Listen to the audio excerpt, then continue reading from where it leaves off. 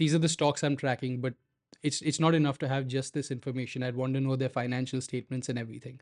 One option would be to go on Screener, but I've built a whole a different sheet for each one of these tabs. So each tab has its own separate sheet called Fundamentals, and if I click on it, they all look the same, but they all have. So this sheet only has information from the tracker tab. So if I go down to this drop down list, these are all the tracker stuff I'm tracking. See KEI just auto populated over there. So say KEI, since that's something that we added recently, I could click on it and everything should load up. Sometimes takes a minute, but while it's doing that, again, I've got quick links over here to Screener, TradingView, and the company website.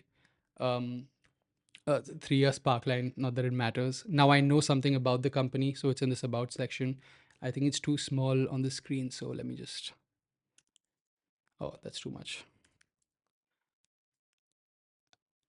And now I can know more about the company. This is taken from Screener.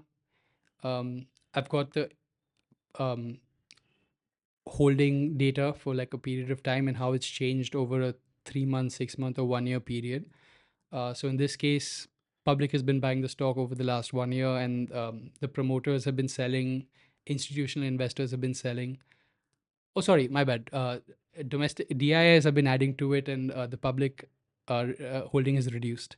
But FIIs and promoters have sold their holding a bit, and all in the last 3 months. Um, and this, just in this one view, I've got financial metrics like from the income statement, the balance sheet, and cash flow. No, income statement and balance sheet, and some few quick ratios, and it's all conditionally formatted, so it helps in viewing it. And finally, I've got an Altman Z-score tab over here to just see. So obviously, very financially stable company. But sometimes, like I think Hindware Home Innovation is something I'm tracking, and they're pretty close. I think up until yesterday they were just above 1.8, and who knows, maybe they fell today. So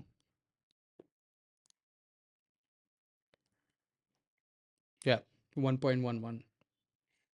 So I've got this note over here. So anything below 1.8 is a high risk of financial distress. This doesn't mean they are going to face financial distress, but another worrying thing is how much the score has changed in just 1 year. So once in a while, and if an individual investor, again, we probably have that on the NSE sheet as well, but it's on here as well, so I can see different investors who hold this particular stock, um, and then financial statements. So this probably doesn't have data for 2017 and before, but the income statement, the balance sheet, cash flow statement. I'm just running through this really quick. Key ratios, financial growth, dividend data, and then if I wanted to do a quick DCF, not that I do it every single time, but I could just add in. So here, oh, this is really cool. So the API that I use, Y Sheets, they sometimes provide analyst estimates for the next year. So in this case, 3 analysts projected next year's revenues, and so it's given me a low, high, and average. Um, and so what I do is for the base case, I take the average figure and I just toggle it, the highs and lows for conservative and optimistic. And there's a switch over here, so I can decide whether I want it to be an optimistic case, base case, or a conservative case for each one of these metrics. And I'm not going to run through a DCF now, but this is again, and then a bunch of different valuation metrics and how this doesn't matter because obviously we haven't done any of any changes in the data, but uh, that's there. And just really quickly to run through, so I've got the same thing for holdings. For investors, obviously, right now, it'll show me Vijay Kedia stocks because we're on here.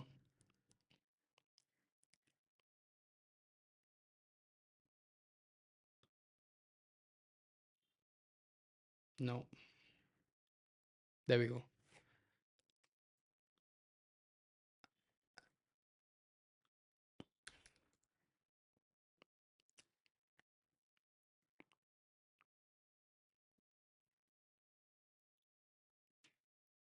Sometimes it takes a while to load all the data, but I think it's nice to have all of this in one sheet.